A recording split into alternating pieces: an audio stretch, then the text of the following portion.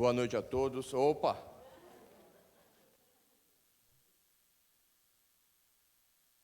Bom dia a todos. Que a paz do nosso Senhor e Salvador Jesus Cristo possa estar com todos nós, amém? Meus irmãos, eu convido vocês a abrirem as vossas Bíblias no livro de 1 Reis.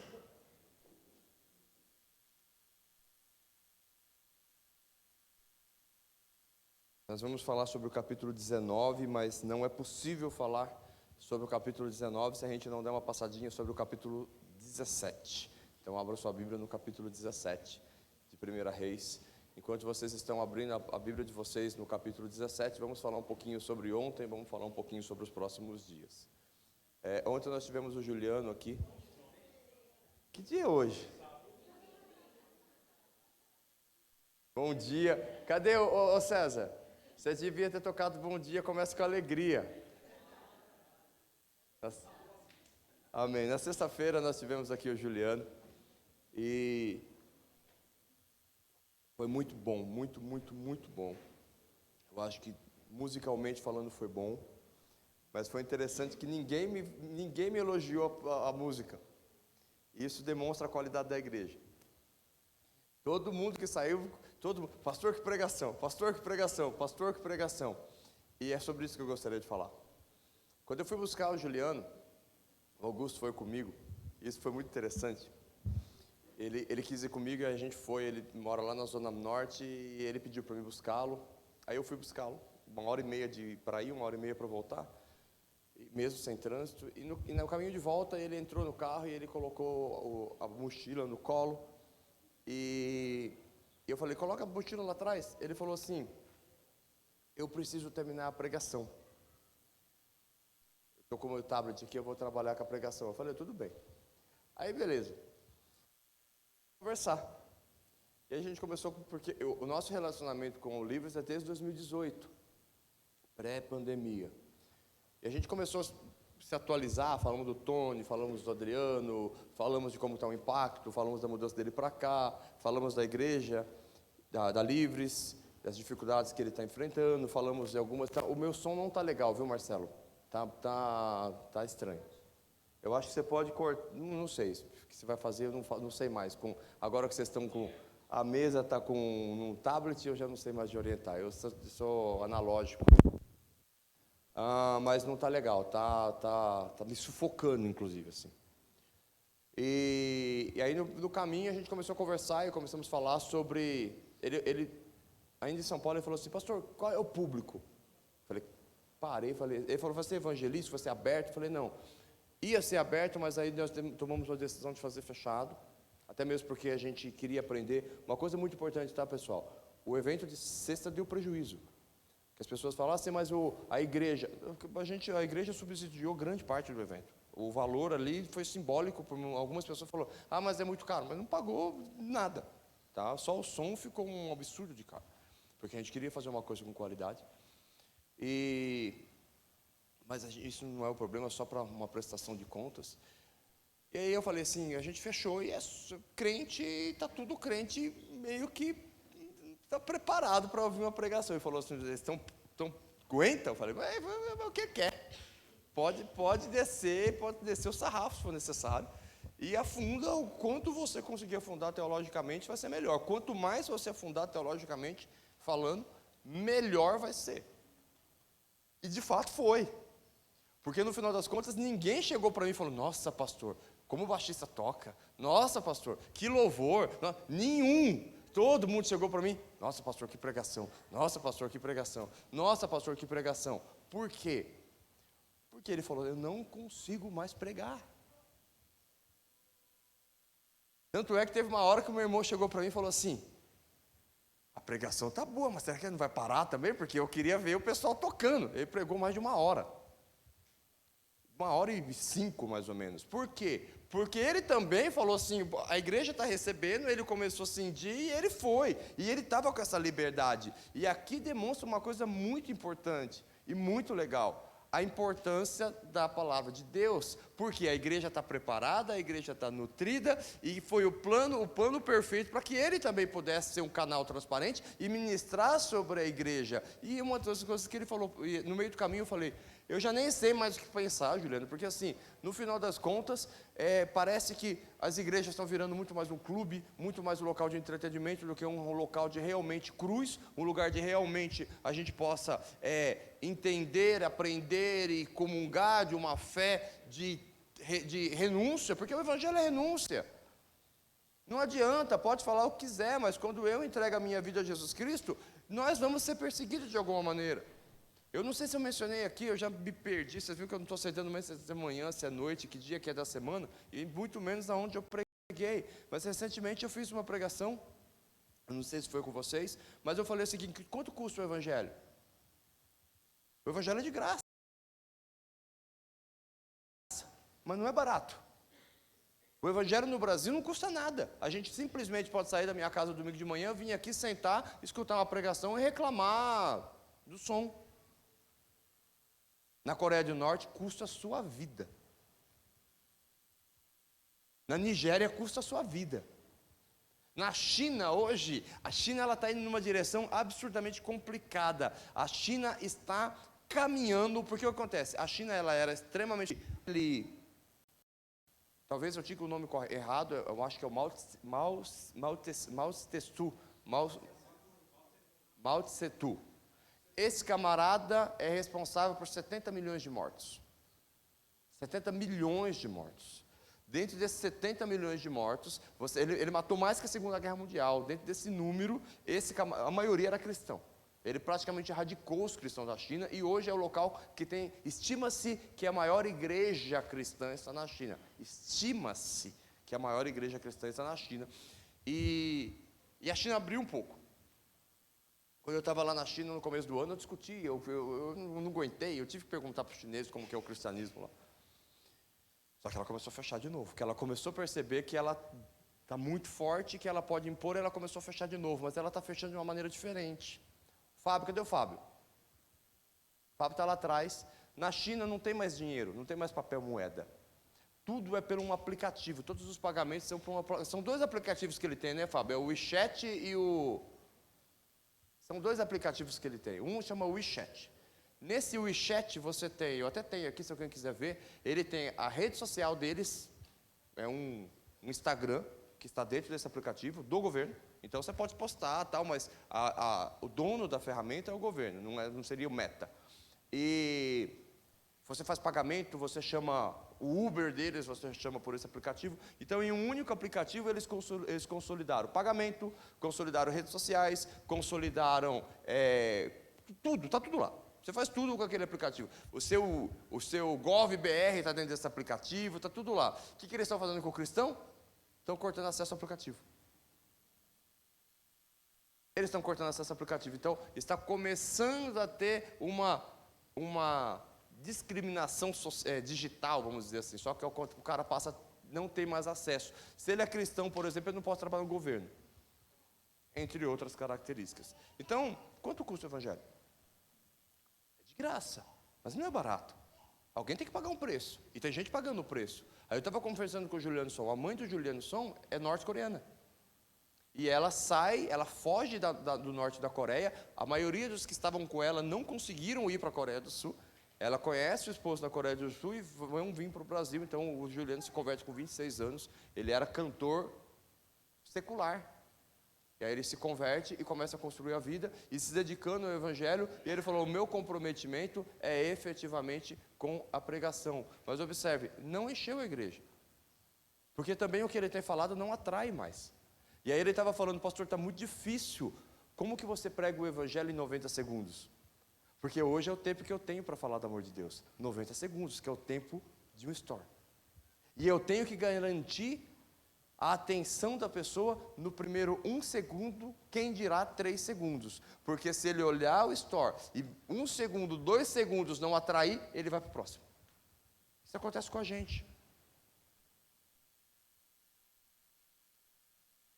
Só que o Evangelho é de longo prazo.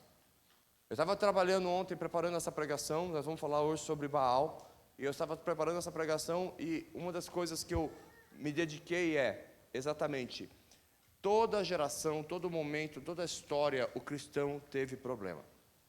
Então isso é um fato. Em todos os momentos o cristão foi perseguido. Não há um momento que surgiu o termo cristão, em toda a história nos últimos 2 anos, que eles não foram perseguidos. Eles tiveram algum tipo de problema. Idade Média, no Império Romano, mais recentemente, sempre teve problema. Cada um com a sua particularidade. Hoje, no Brasil, o que eu percebo é um evangelho que não tem mais, muitas vezes, limite, barreira com o mundo. Você entra numa igreja, sai, eu gosto de falar, e aí a gente já, vamos voltar para o texto, eu menciono o seguinte, né? Eu pego essas grandes igrejas da moda hoje, que solta papel picado no momento que as pessoas vão lá para frente, faz toda uma experiência, né? A experiência do cliente, e eu começo a seguir as pessoas que seguem essas igrejas. E aí você começa a ver que num determinado momento, glória a Deus, glória a Deus, glória a Deus, mas no 5, 6 store para frente, uma vida completamente ímpia. É o que eu tenho falado de paganização da igreja. E foi exatamente sobre isso que nós discutimos com o Juliano. Ele falou, pastor, está muito difícil. Está cada vez mais difícil. Às vezes eu não consigo pregar, porque dependendo de onde eu estou e dependendo do que eu pregue, a minha rede social faz assim, ó, despenca de seguidores. Porque, tecnicamente falando, nós estamos elegendo ídolos como ele pregou. Ídolos segundo as nossas próprias paixões, como Paulo nos ensina. E não suportando a sã doutrina, elegeram ídolos segundo as suas próprias paixões. Foi exatamente a pregação. Aí, no final da história, chegamos em Cabruva, ele não pegou o tablet em momento algum, e ele falou assim, pastor, já sei o que vou pregar. Eu falei assim, ó, arrepia. Porque o nosso pessoal lá gosta de Bíblia. Foi exatamente isso, e por esse motivo, quando eu subi, eu falei assim, Bíblia, pessoal, é o que nos resta, é Bíblia. Porque o que acontece? Lindo, ninguém chegou para mim e falou, nossa, pastor, que banda. Mas todos falaram, pastor, que pregação. Amém? Significa que nós estamos no caminho certo. Abram vossas Bíblias em 1 Reis, capítulo 17. Mas antes disso, vamos orar. Amém?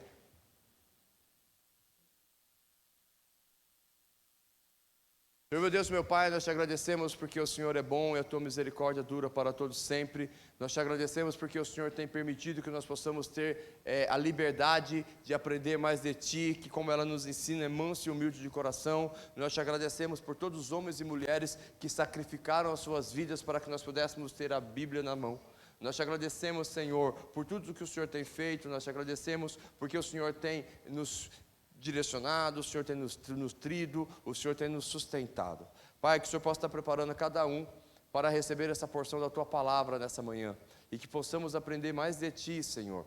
E que nós possamos caminhar na estatura do varão perfeito e sair daqui confrontados e transformados, conforme o Teu querer, conforme a Tua vontade. E que do nosso interior possa fluir rios de água viva, Senhor. E que todas as vezes que nós abrimos as nossas bocas, que possa fluir vida das nossas bocas. E que nós possamos ser um agente de transformação, aonde quer que o Senhor nos colocou. Em nome de Jesus Cristo, Pai. Amém e amém. 1 Reis, capítulo 17, diz assim, Elias prediz grande seca. Eu vou voltar um pouco.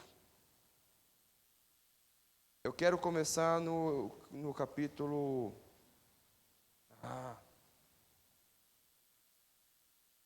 Um minuto.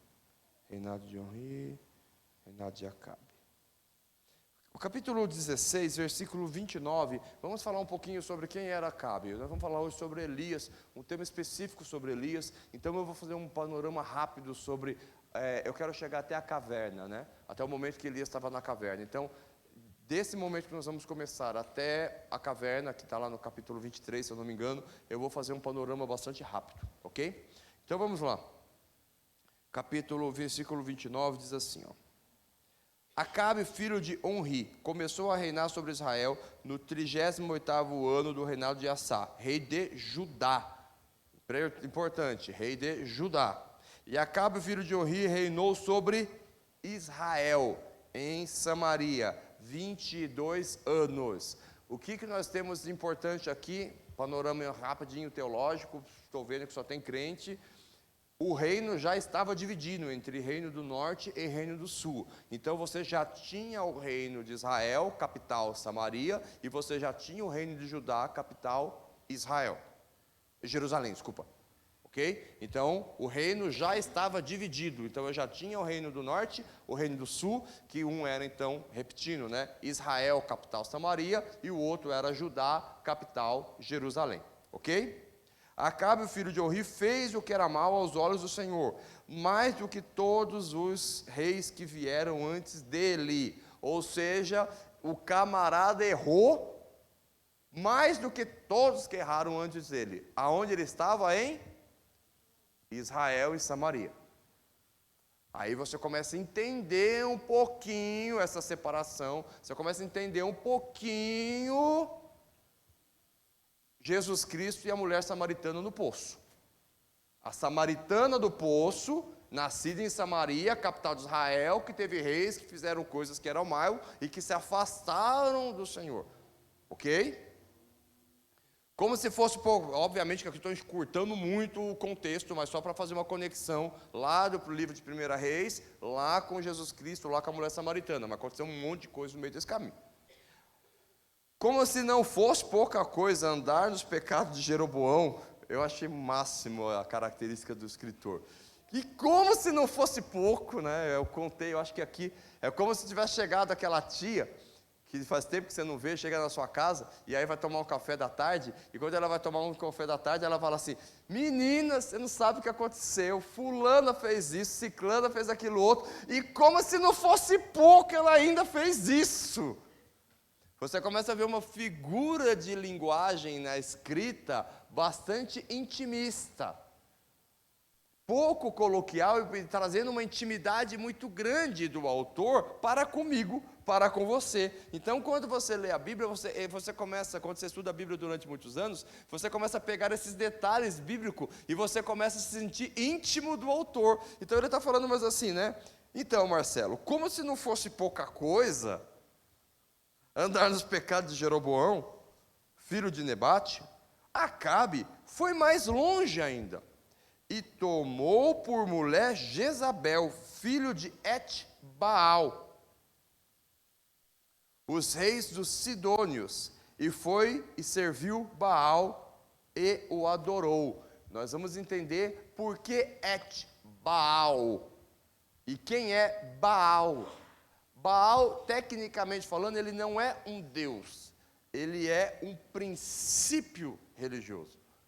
Ele é uma representação que engloba, então, deuses. Mas o que se destaca, Baal eu acho que aparece na Bíblia cerca de 50, 60, 80 vezes, é bastante vezes. Tá? Mas o que se destaca muito na Bíblia é o Baal dos cananeus. E o Baal dos cananeus era o deus da chuva. Era o Deus da prosperidade e da fertilidade. Por quê? Chuva, fertilidade, prosperidade. Essa era a sequência da época. Eu planto, para me plantar preciso de chuva. Choveu, agora eu tenho a produtividade do que eu plantei. E a produtividade do que eu plantei traz prosperidade. Então eles cultuavam muito e clamavam muito por chuva, que estava intimamente ligado com a provisão. E aqui tem algo interessante. E aqui você começa a entender a treta grande do negócio. Porque quem provê na minha vida? Deus. Deus provê na minha vida. A partir do momento que eu estou buscando uma provisão por outros caminhos que não seja a dependência de Deus, estou cultuando Baal. Eu vou repetir porque aqui tem um consenso profundo e extremamente complicado. Como nós vimos na sexta-feira, a questão de ídolos, que o que acontece é o seguinte, que o ídolo ele muda, não necessariamente ele vai ser uma estátua ou alguma coisa feita por mãos humanas, o conceito de Baal também muda. E uma coisa muito importante, pessoal, quem morre é ser humano, demônio não morre. Espírito não morre. Então os demônios que você vê acontecer lá na Bíblia, está por aí até hoje. Os espíritos que você vê a Bíblia relatando, aqueles demônios que estavam na manada de porco, eles se precipitaram lá no penhasco, e daí estão por aí, passeando e vagando, e aí atormentando alguém. Então, quando você vê essa questão possessiva, essa questão espiritual da Bíblia, entenda que eles não procriam, mas também não morrem. Agora, vamos voltar no conceito. Quem provê na minha vida? Deus. Meus irmãos, grave isso no seu coração, crie uma música, crie um salmo, escreva, coloque um post-it na geladeira, faz um papel, Deus provê sobre a minha vida, bate uma foto, coloca como descanso de tela do seu celular, faz o que você quiser, tatua no braço, isso não.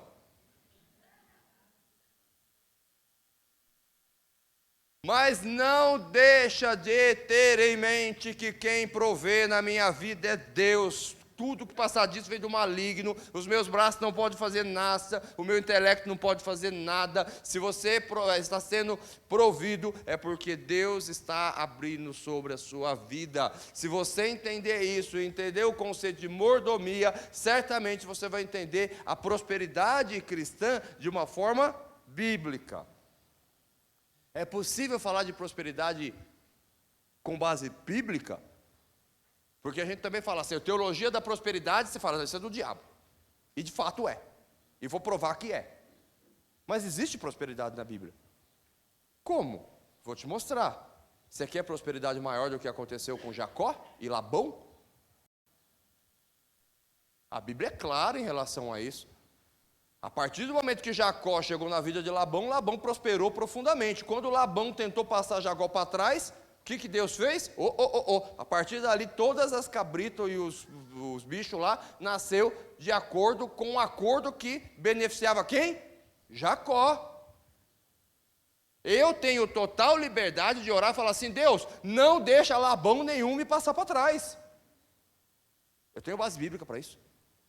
Você está no negócio, meu irmão, você pode colocar o joelhinho no chão e falar assim, Deus, eu não permito, eu peço que o Senhor ore, que o Senhor me proteja, conforme a tua palavra, que Labão nenhum me passe para trás, porque eu sou o cordeiro da promessa. Que promessa? A promessa de Abraão. Quem é Jacó? Parte integrante dessa promessa. Então eu tenho base bíblica para isso. Agora, outra prosperidade, como nós vemos por aí, é bíblica também. Só que ela está num texto diferente. Se você me prostrar e me adorar, eu te dou todas as riquezas desse mundo. Quem ofereceu isso? O próprio diabo. O próprio Satanás. Não foi nenhum lacaio ou um principado, não foi o próprio. Então, você vê que muitas vezes você vai perceber que o que se fala de prosperidade dentro da igreja tem base bíblica, mas o autor foi o diabo. Porque eu posso encontrar Satanás dentro da Bíblia com facilidade. Agora, voltando na questão, Deus provê sobre a minha vida. Ah, pastor, mas você conseguiu ser um homem próspero, porque Deus proveu sobre a minha vida. Ah, pastor, porque fulano prosperou, porque Deus proveu sobre a vida dele. Por que Deus proveu sobre a vida dele? Não sei. Mas eu posso ter certeza que é um conjunto de fidelidade, um conjunto de busca e principalmente mordomia. O segredo é mordomia. O que é mordomia? Não é meu, é dele. Eu usufruo em prol a ele. Quando eu e você entendemos o conceito de mordomia, você vai perceber claramente como que Deus começa a prover ainda mais na sua vida. Exemplo, pastor Marion. Eu me lembro que o pastor Marion foi um homem muito próspero. E quando nós fomos comprar esse terreno, mas o pastor Marion foi um homem muito próspero e ele ajudou muito. Eu me lembro quando nós fomos comprar esse terreno há quantos anos atrás? 20 anos atrás? Faz tempo já. Talvez até mais. Eu me lembro que faz muito tempo. E aí, no final das contas, ele foi visitar a gente. Quando ele chegou, ele falou o seguinte: irmã, como que está? Minha mãe falou assim: nós estamos lutando para comprar um terreno. E está muito difícil comprar esse terreno. Você está lutando para comprar esse terreno, e a gente precisa comprar esse terreno. Eu sinto que é de Deus, mas a gente está lutando para comprar. Ele falou: quanto falta? Minha mãe falou: falta 13 mil reais. Ele pegou o talão de cheque, fez o talão de cheque, preencheu em 13 mil reais e falou assim: compra o terreno. Isso é mordomia. Deus me abençoa para que eu seja um canal para abençoar a obra.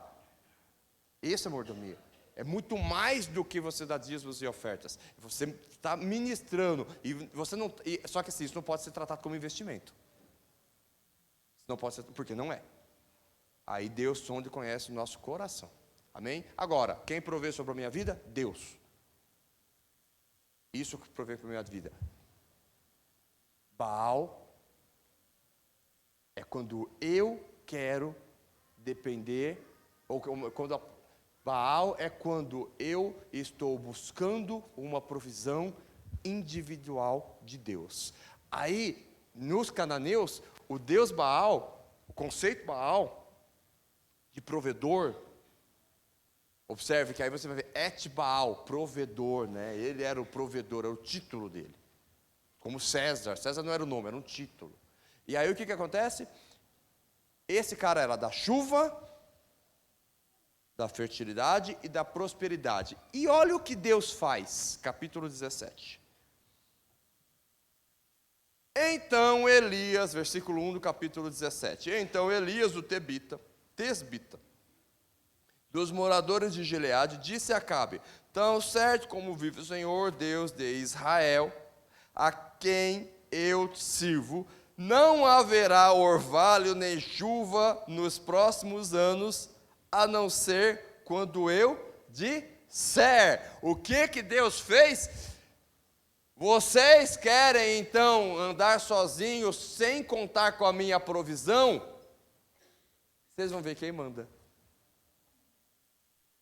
E não choveu mais. Nem orvalho. Quem provê sobre a minha vida? Deus. O que o povo estava querendo fazer? Eu não quero Deus. Eu vou dar um jeito aqui com esse camarada aqui, que ele está mais amigável a mim, porque ele faz o que eu quero. É lógico que você faz o que quer, porque é o diabo. E aí o que Deus fez? Então, ele é o Deus da provisão da chuva? Então eu vou mostrar para vocês quem que é o Deus da chuva. E não choveu mais. Pronto. Está vendo que é muito difícil você entender? Na verdade, você consegue entender o texto, mas quando você consegue entender isso, você percebe que por que parou de chover? Porque o povo estava buscando uma dependência que não era de Deus. Olha para a pessoa que está lá e fala assim: você está buscando dependência em quem? Lembre-se que toda vez que eu falo para você perguntar para a pessoa que está ao seu lado, na verdade eu estou perguntando para você perguntar para você mesmo, tá? A pessoa que está do seu lado é só para você não ficar falando sozinho. Porque senão daqui a pouco vai passar alguém lá e falar assim: essa igreja só tem louco, está todo mundo falando sozinho, então eu mando você falar com a pessoa que está do seu lado, só para não parecer que a gente está doido. Mas é para você. Nós estamos buscando dependência em quem? Quem provê sobre a minha vida? Agora cabe uma oração aqui, Deus, né, todos os dias, coloca lá mais uma coisinha na sua oração. Ah, pastor, eu não consigo orar muito. Você vem no meu culto e você for anotando, daqui a pouco você vai estar orando 2 horas, porque todo culto eu falo para você adicionar alguma coisa na oração. Então agora, Deus, o Senhor é o provedor da minha vida. O Senhor é provedor da minha casa, o Senhor é provedor da minha família, o Senhor é provedor lá no meu trabalho, o Senhor é provedor nos meus negócios, o Senhor é provedor, que o Senhor possa estar provendo. Então quando você levanta de manhã, você fala: Senhor, não me deixe sair daqui se a sua presença não estiver comigo. O que significa? Que a presença de Deus está na sua casa, né? Se você fala: não me deixe sair daqui se a sua presença não estiver comigo, significa que a presença de Deus está na sua casa. Por que a presença de Deus está na sua casa? Porque você consagrou a sua casa ao Senhor. E o que você faz? Ali na sua casa é um local que você presta um culto de louvor e adoração, que é tudo ali cultua a Deus, que a televisão cultua a Deus. Você não coloca nada lá que afasta a nossa atenção de Deus. Tudo que a gente faça é para a honra e glória do Senhor. Então você coloca: não deixa sair daqui se a tua presença não for comigo. Aí você já sai, então você já declarou que a sua casa é a presença de Deus, você já declarou a sua dependência de Deus. Aí você fala: Senhor, que o Senhor possa estar provendo sobre o meu dia, que o Senhor possa estar provendo sobre a vida dos meus filhos nesse dia, que o Senhor possa estar provendo sobre a vida da minha família, aí você pode, que o Senhor possa estar provendo sobre a vida da igreja, que o Senhor possa estar provendo sobre a vida do ministério, o que é isso? Do seu interior fluirão os rios de água viva. O que significa do seu interior fluir rios de água viva? Que de sua boca flua palavras de vida. Você não vai sair cuspindo no rio. É palavras de vida, palavras de refrigério, palavras de bênção. Aí o camarada sai de casa, já estou atrasado de novo, está chovendo, ou que frio, eu não sei, hoje está calor, hoje está frio, está calor, assim não dá, ela vai ficar doente. Oh Deus, pelo amor de Deus, o mundo está louco. Para de reclamar, pelo amor de Deus, se for lavado e remido pelo sangue do Cordeiro, 1000 cairão do seu lado, 10.000 à sua esquerda, e você não será atingido. Pastor, é porque o senhor não casou com a minha mulher, abençoa a vida dela que melhora. É que você não sabe o filho que eu tenho, foi você que criou. Coloque o joelho no chão, se arrepende, ora pela vida dele, seja provedor na vida dele, e confia na palavra de Deus. Eu e minha casa serviremos ao Senhor. É luta? É luta. Ou se é luta. Por esse motivo que a Bíblia fala o quê? No mundo passeis por aflição, mas tem de bom ânimo, porque eu venci o mundo. Ninguém falou que seria fácil. Aquele que quiser vir após mim, negue-se a si mesmo, tome a sua cruz e siga-me. Negue-se a si mesmo. Sabe o que significa isso? Negar-se a si mesmo é deixar de colocar as prioridades do seu coração em primeiro lugar. Hoje eu estou a fim de fazer tal coisa, mas tem uma programação de culto a Deus. Não estou nem falando igreja, deleta a palavra igreja. Existe uma programação de culto a Deus. Nossa, mas eu estou com tanta vontade de pegar um pacote de pipoca Guaraná para me revelar a minha idade, com a manteiguinha, friozinho, aquela chuvinha, cobertor no sofá, e um filme que você já assistiu 185 vezes, porque aí você gosta daquela coisa que você sabe o final. Alguém faz isso aqui? Diz misericórdia. Porque pensa uma coisa inútil, é você fazer isso, mas a gente tem uma característica tão dominadora, uma dependência tão grande do nosso controle, que às vezes a gente quer assistir um filme que a gente já conhece, porque a gente já conhece o final, e a gente não vai ser surpreendido. Alguém já fez isso? Eu já fiz isso. Você gosta? Quantas vezes você já assistiu Gladiador? Agora vamos lá. O que aconteceu? Aconteceu então que o camarada fez tudo o que era ruim. O camarada começou agora a buscar um Deus. No caso Baal, que é um conceito de crença. Mais especificamente nos cananeus, que trazia uma dependência da chuva. Deus foi lá e falou, tá bom, então vai parar de chover. Parou de chover. Sabe o que o povo fez? Continuou adorando Baal. O camarada estava seco, fome, dor, e não volta para Deus. O povo burro. A gente faz a mesma coisa. O cara está com a vida destruída, o cara está caminhando no vale da sombra da morte, está com o pé tudo rachado, porque está seco, está lá que não se aguenta, mas continua adorando Baal. Ele não se rende a Deus. Aí teve Elias.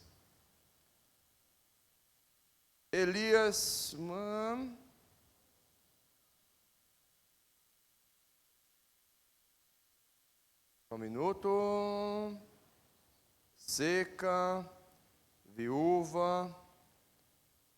Aí aqui, deixa eu ver para onde eu vou para a gente ganhar tempo.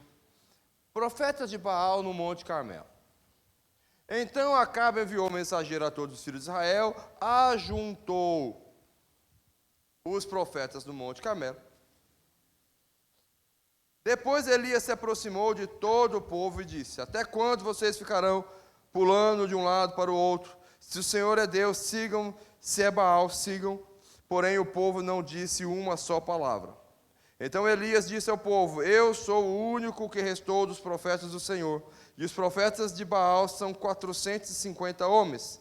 Tragam agora 2 novilhos, e eles escolheram, e aqui tem todo o contexto que eu vou adiantar um pouquinho, porque nós conhecemos a história. Então ele coloca lá os profetas de Baal, Elias zomba deles, e de repente, quando é a vez de Elias, desce fogo do céu, consome o holocausto, consome as pedras do holocausto, consome as águas que estavam ao redor do holocausto. Eu quero me dedicar ao capítulo 19. No capítulo 19,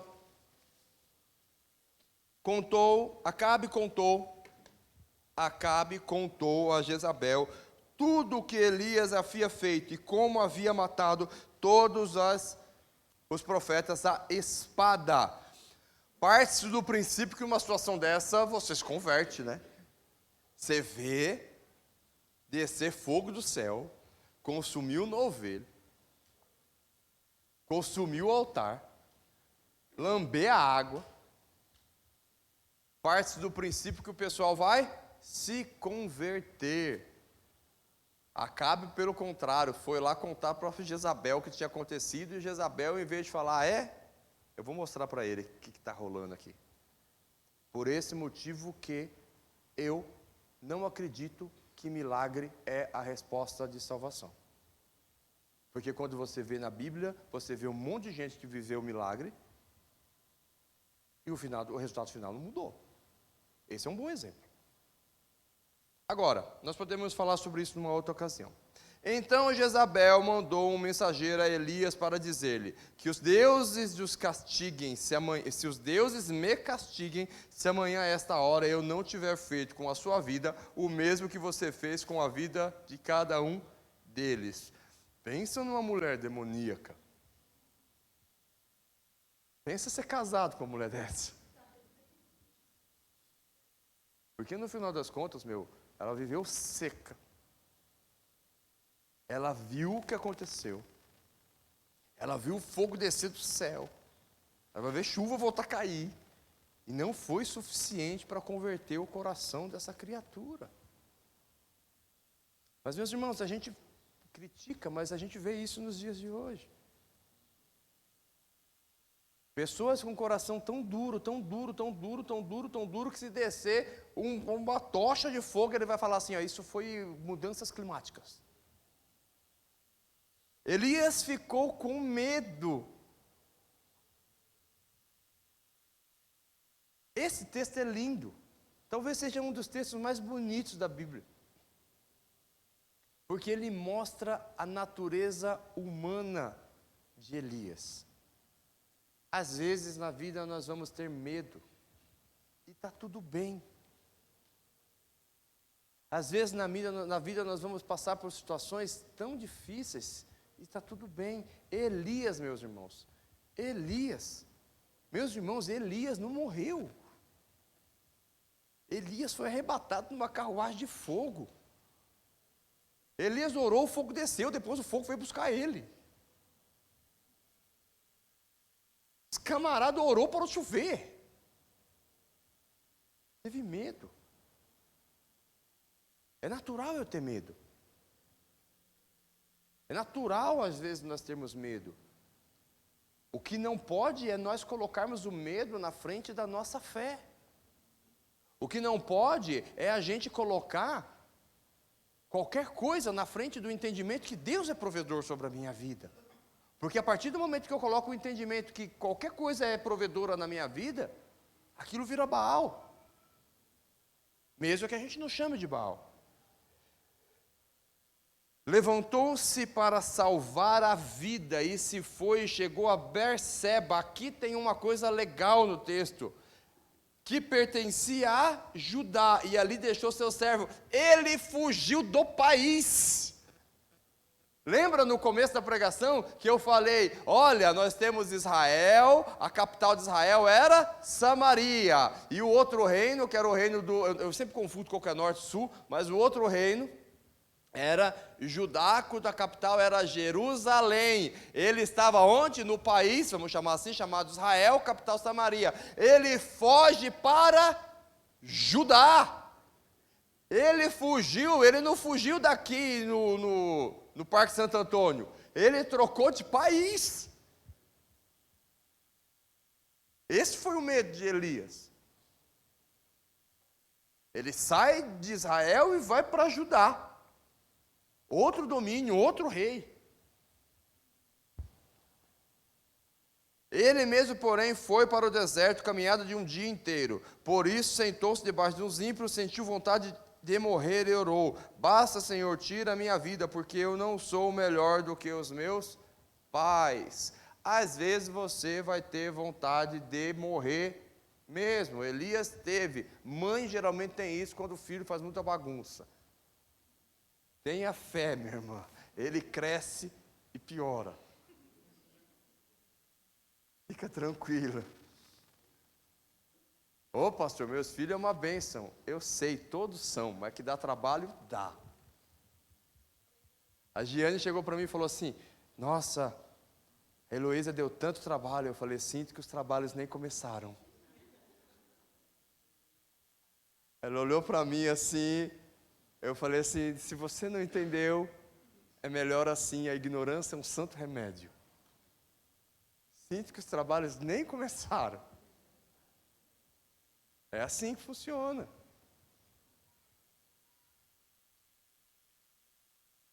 Deitou-se e dormiu debaixo de um zimbro. E aqui tem um conselho. Está triste, meu irmão? Vai dormir. Eu faço sempre. Estou chateado? Vou dormir.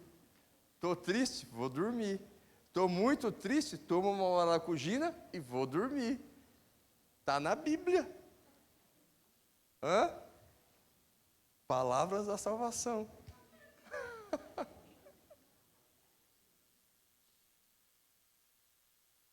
E eis que um anjo tocou nele, ele disse: levanta-se e come.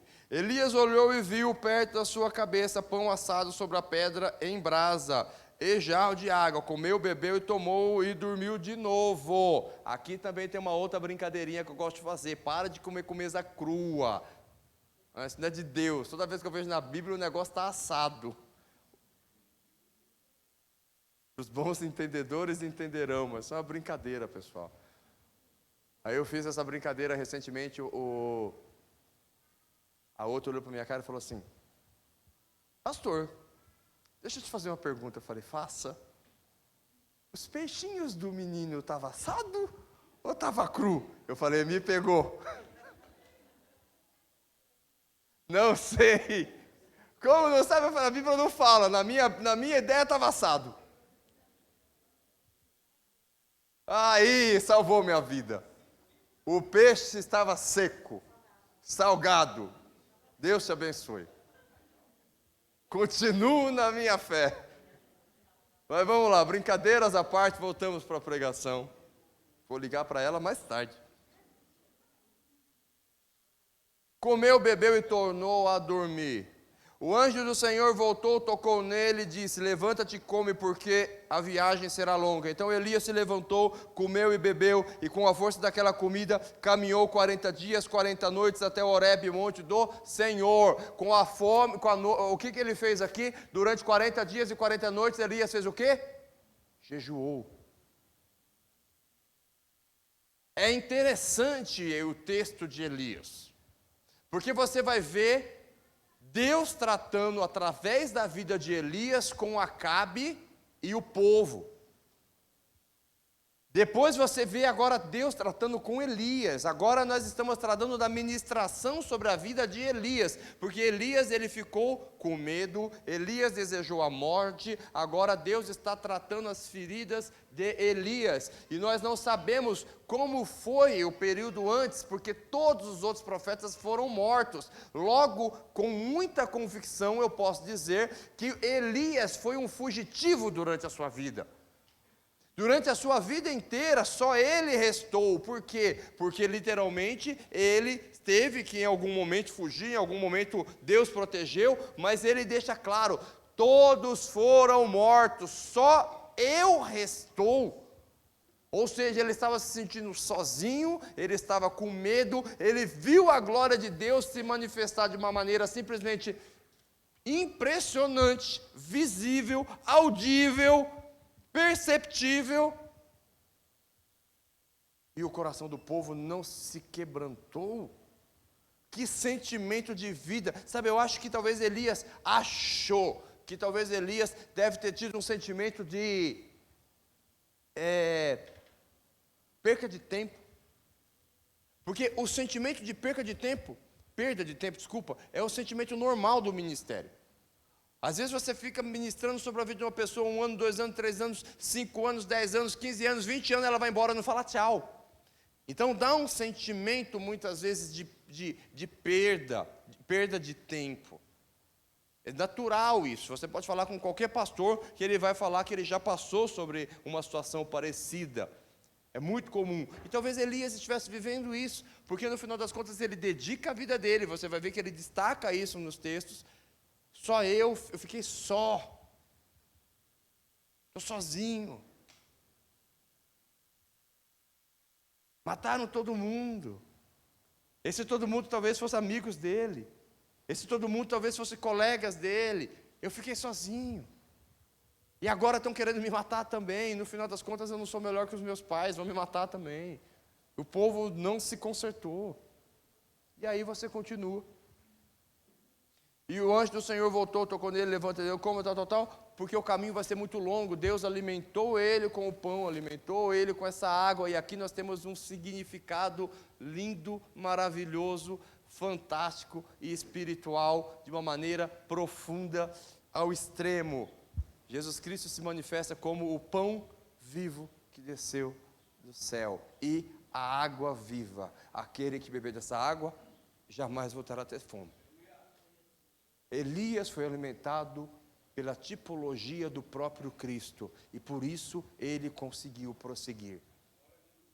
Como você pode deixar de ter medo? Como você pode largar essa angústia? Como você pode abandonar isso de lado? Quando você se alimentar do pão vivo que desceu do céu. Quando você se alimentar da água viva. Porque aquele que beber dessa água jamais voltará a ter sede. E aquele que se alimentar desse pão jamais voltará a ter fome. Jesus Cristo. E aí você vai ver o Evangelho, ele está inserido na Bíblia inteira. Cristo está inserido na Bíblia inteira. Você vai ver que claramente ele é alimentado por pão e água. E durante 40 dias, agora ele caminha em direção a Deus. Achegai-vos a mim, e eu vos achegarei a vós. Amém? Continuando.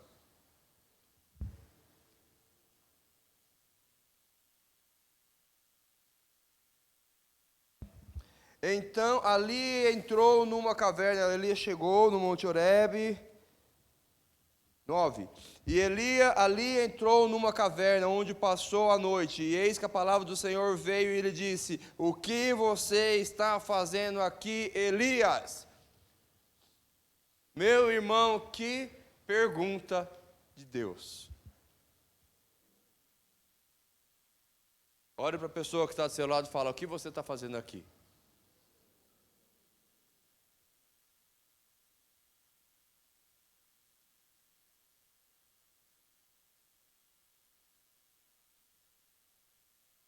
A resposta para que eu e você possamos compreender, ou melhor, para que eu e você possamos compreender e encontrar a resposta dessa pergunta, primeiro você precisa entender o que é aqui.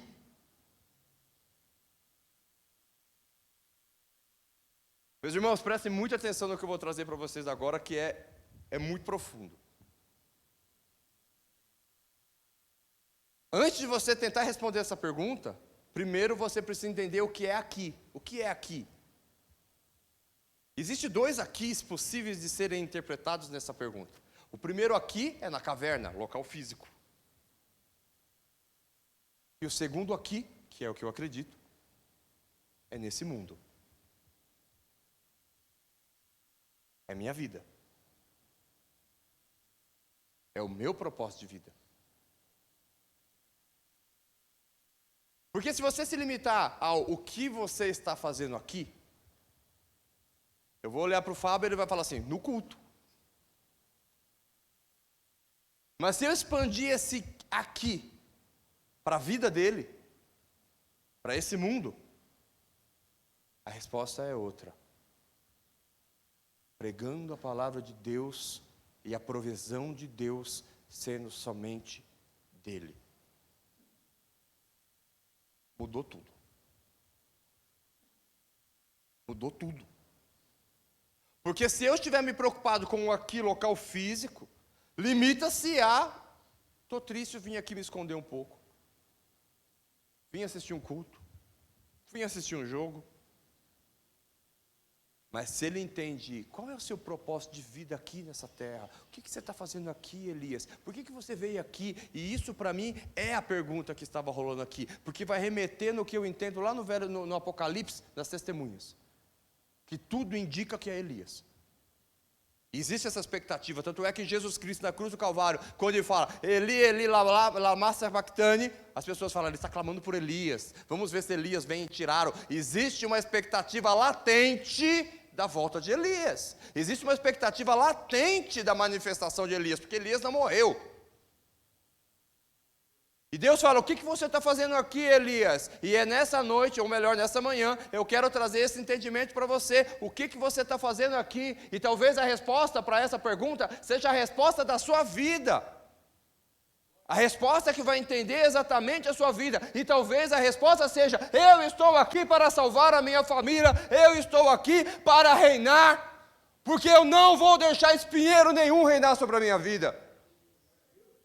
Porque automaticamente, se eu não entendo essa posição, se eu não entendo o que é o meu papel em Deus aqui nessa terra, se eu não entendo o significado de sacerdócio real, se eu não entendo o significado de nação santa, nós vamos muitas vezes cair na parábola das árvores, e nós vamos deixar que espinheiros reinem sobre a vida dos meus filhos, nós vamos deixar que espinheiros reinem sobre a vida da minha família, nós vamos deixar que espinheiros reinem sobre a minha nação, nós vamos deixar que espinheiros, porque nós estamos ocupados demais com as nossas doces momentos de alegrias. E sem perceber, nós estamos adorando Baal, porque nós estamos abandonando a provisão de Deus. E a provisão de Deus não é que eu e você tenhamos luxo e conforto. Isso pode acontecer. Mas a provisão de Deus na minha vida e na sua vida é que eu e você possamos ser sacerdócio real, nação santa, povo de propriedade exclusiva do Senhor, chamado das trevas para a sua maravilhosa luz, com uma missão: proclamar as virtudes daquele que nos chamou. Elias, o que você está fazendo aqui? E aí Elias responde: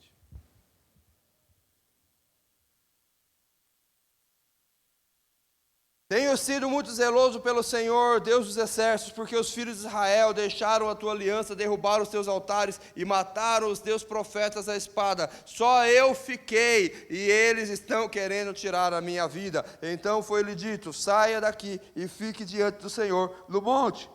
E eis que o Senhor estava passando, e um grande forte fervor, vento fendia o monte e quebrava as rochas diante do Senhor. Mas o Senhor não estava no vento. Depois do vento houve um terremoto, mas o Senhor não estava no terremoto. Depois do terremoto veio um fogo, mas o Senhor não estava no fogo. E depois do fogo veio um som de um suave sussurro. Quando Elias ouviu isso, cobriu o seu rosto com o manto e saindo, pôs-se na entrada da caverna. E eis que veio a voz e disse: o que você está fazendo aqui, Elias?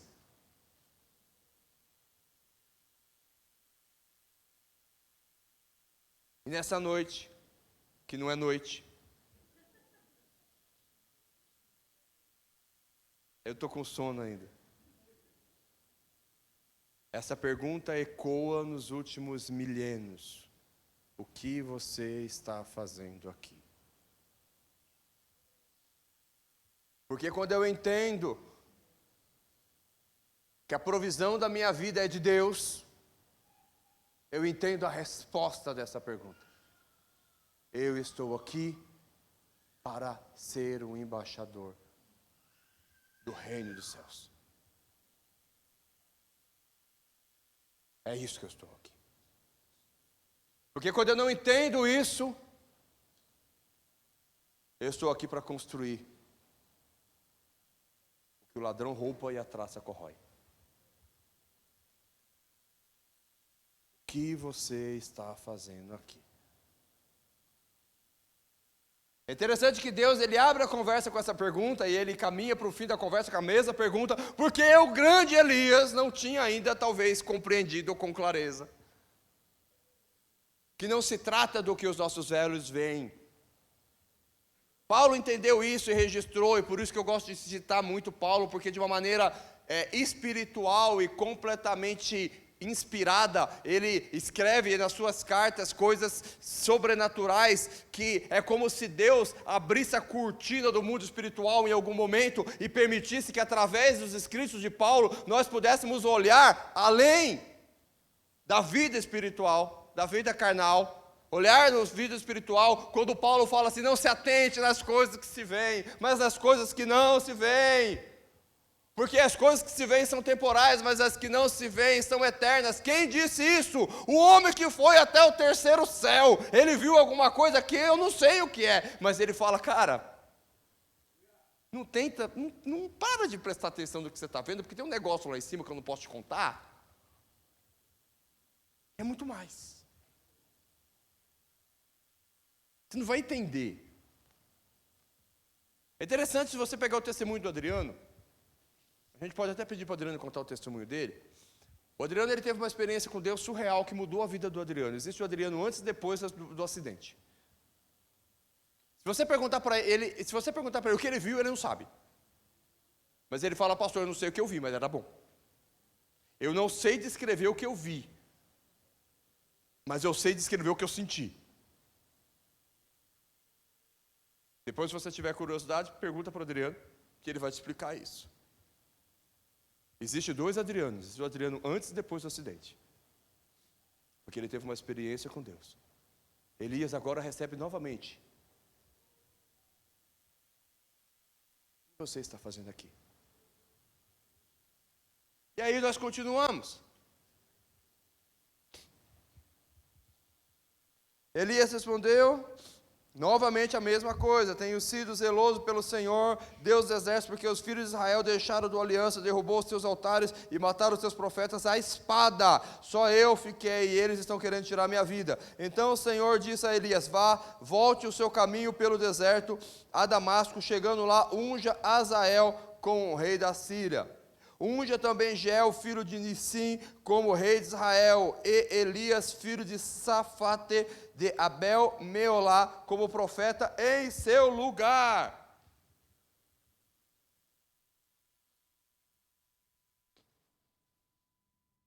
Quem escapar à espada de Azael, Jeu, o matará. Se tiver mulheres grávidas no nosso meio, ó que nome bonito, Azael.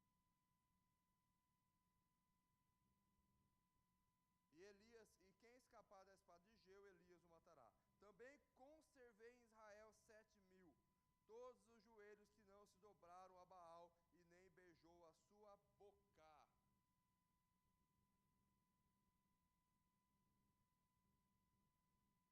Desculpa, e toda a boca que não o beijou.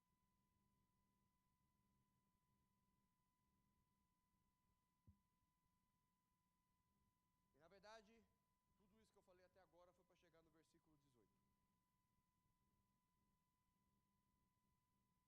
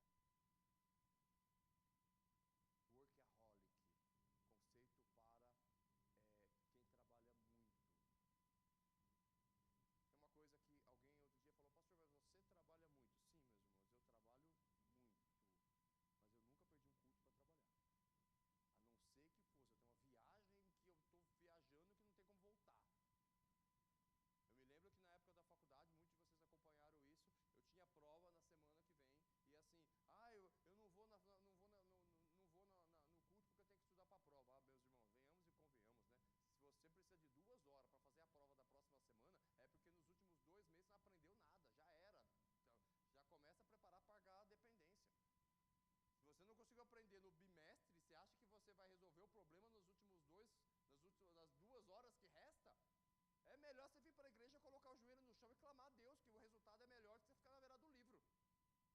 Simples. E Deus provavelmente não vai te ajudar, porque você não fez sua parte. É mais ou menos isso. Ai, pastor, semana que vem é semana de prova, eu não posso fazer nada porque eu tenho que estudar. Ai, cara, desculpa, meu. O bimestre inteiro para você estudar, você vai estudar domingo à noite, que o culto dura no máximo 2 horas, você acha que isso vai mudar a sua vida? Baal. Vai para a provisão de Deus que é melhor. Idolatria de sucesso. Tem gente que idolatra, que ele precisa ser idolatrado para o seu sucesso. Baal da fertilidade, o deus do corpo, da sensualidade e do prazer. Na antiguidade, Baal, culto a Baal tinha prostituição ritual, culto ao corpo sexualizado como forma de acessar o poder divino. Hoje você tem uma hipersexualidade, você tem pornografia, você tem culto à estética, identidade baseada no desejo. Eu faço o que eu sinto. Meus irmãos, eu falo para vocês, não vou dar detalhes, eu fui numa academia recentemente para visitar, aí a moça falou assim, aqui eu vou te mostrar o nosso quartinho da foto. Eu cheguei no quarto, tem vidro 360 graus, eu falei, que é isso? É para facilitar para você tirar foto.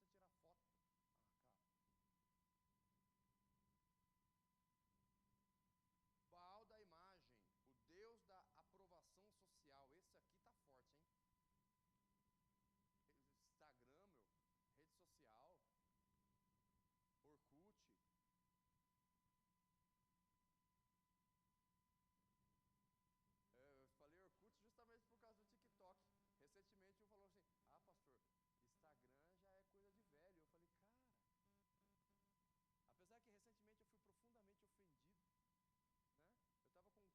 e aí ele olhou para minha cara e falou assim, também um coroão enxuto desse? Eu falei, você está falando de mim? Ele falou, por quê? Eu falei, eu?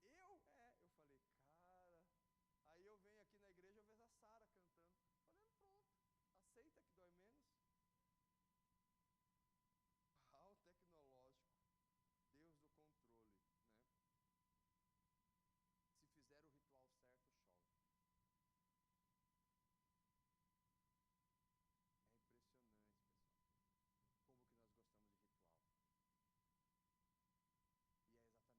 pessoal, como que nós gostamos de ritual.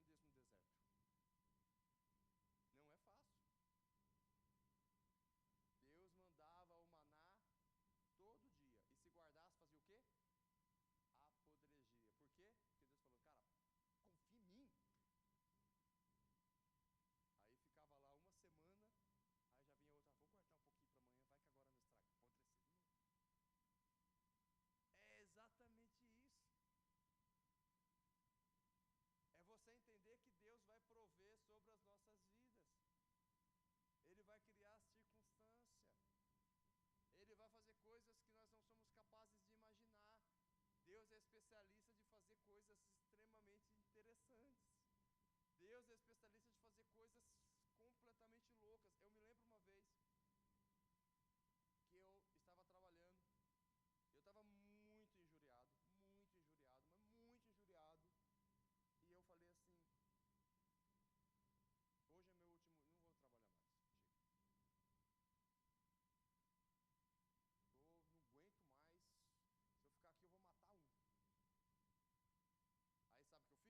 Não aguento mais, se eu ficar aqui eu vou matar um. Aí sabe o que eu fiz? Quando isso acontece, quem aqui já passou essa experiência diz misericórdia. Tá vendo só? Você é só mais um no meio da multidão. Todo mundo passa por isso. Aí sabe o que eu faço? Eu saio andar, dou uma de Forrest Gump. Aí eu vou andar pela fábrica. Aí eu ando pra cá, aí eu vou lá na estação de tratamento de esgoto, que é longe. E aí o pessoal já aprendeu, né? Se o Marcelo está indo na estação de tratamento de esgoto, deixa ele sozinho que ele está quieto. Né? Ele já deve estar falando, deve estar orando. Porque quando eu estou muito injuriado, eu vou lá para a lagoa de tratamento de esgoto está muito longe lá, ela deve estar uns 250 metros. E eu vou e volto, e fico andando lá. E aí, no começo, o pessoal ia atrás de mim. Agora, eu acho que eles já aprenderam, eles me largam lá e eu fico lá igual um bobo, andando para um lado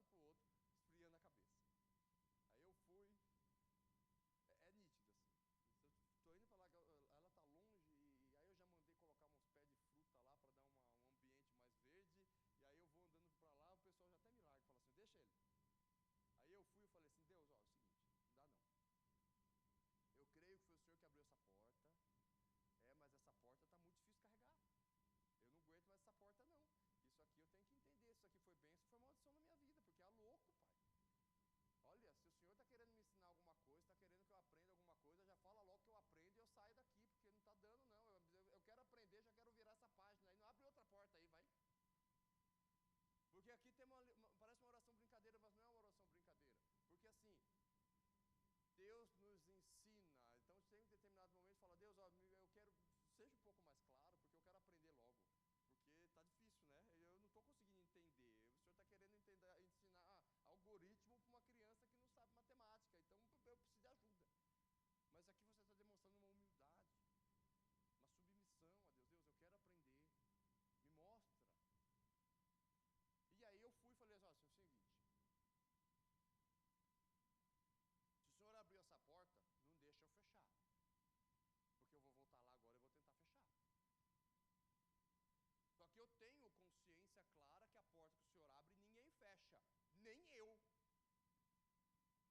Nem que eu queira fechar a porta que o senhor abriu, eu não vou conseguir. Agora, se o meu tempo aqui acabou, eu vou chegar lá e vou estar com o pé na porta. Vou fechar a porta. Aí eu voltei, já mandei mensagem para a criatura, falei, você está onde? Eu estou aqui na minha sala, aguenta aí que eu estou indo aí.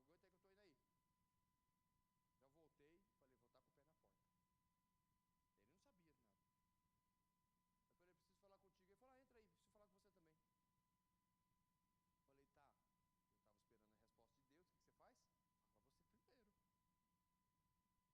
Ah, tá bom. Então, eu estou avaliando aqui seu trabalho, cara, eu queria fazer um ajuste salarial para você, estou te promovendo. Você ia falar o quê? Nada, não.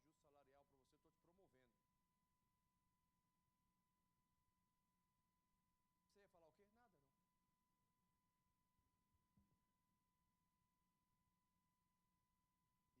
Deus vai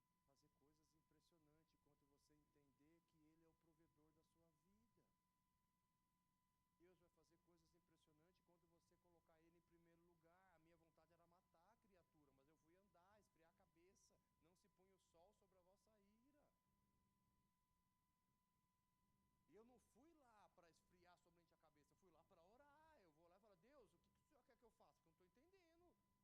Preciso de ajuda.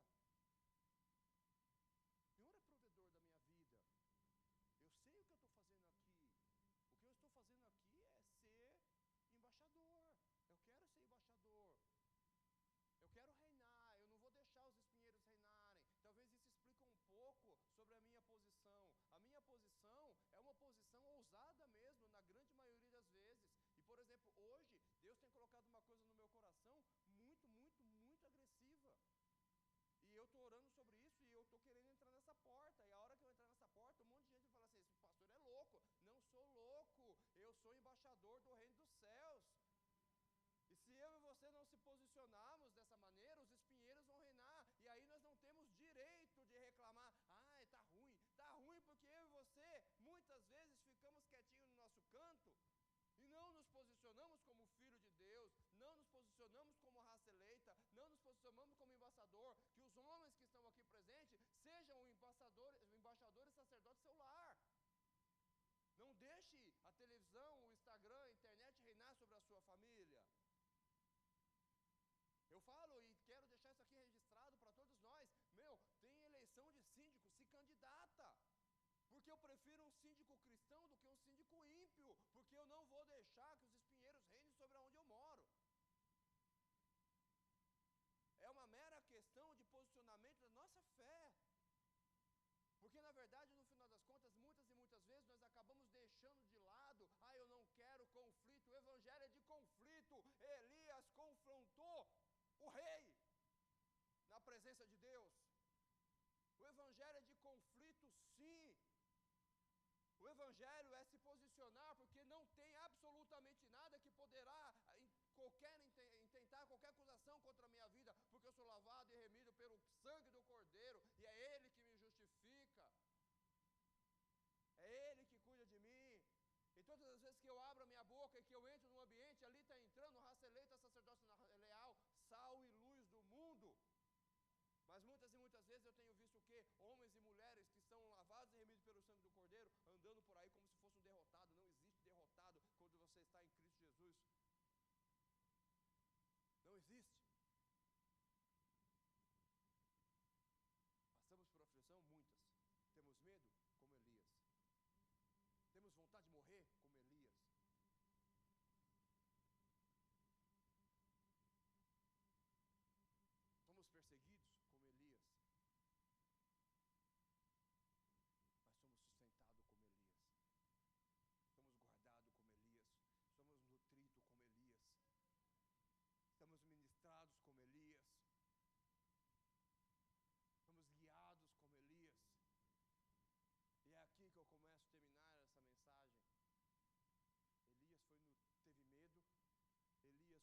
erguido, Elias se posicionou, Elias encarou todo mundo, Elias encarou uma guerra absurda, Elias viveu algo sobrenatural, mas Deus não o desamparou, ele foi nutrido, ele foi pastorado, ele foi alimentado, ele foi guiado, ele foi orientado, ele foi resgatado, e Deus fez coisas impressionantes através da vida daquele homem, e fará através da sua vida também, quando você entender claramente que Deus é provedor da sua vida e que Baal nenhum vai tomar o local de Deus no altar do meu coração. Não é mais um altar físico, mas é um altar do meu coração. E esse altar do meu coração, Deus impera, Deus reina. Porque Jesus Cristo ontem, hoje é o mesmo. Ele não mudou. E Ele é poderoso para fazer infinitamente mais do que pedimos ou pensamos. Quando eu e você entendermos, Ele é provedor da minha vida. Eu termino essa mensagem, o pessoal do louvor pode subir, senão eu não paro de pregar.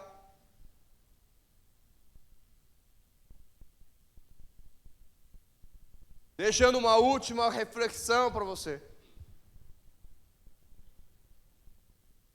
Você faz parte dos 7.000? Porque eu faço. Que Deus abençoe a sua vida. Fique de pé. Vamos louvar o Senhor.